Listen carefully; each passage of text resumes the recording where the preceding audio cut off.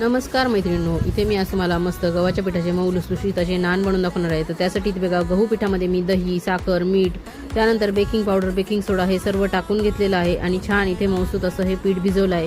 त्यापासून असे मस्त लांबट आकाराचे नान केलेले आहे. तर तुम्ही गोल आकारात सुद्धा लाटून घेऊ शकतात.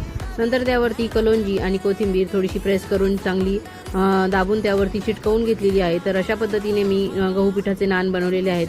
तर नान हे मैद्याचे सुद्धा बनवले जातात किंवा गव्हाचं पीठ आणि अर्ध मैदा असं घेऊन सुद्धा बनवले जातात.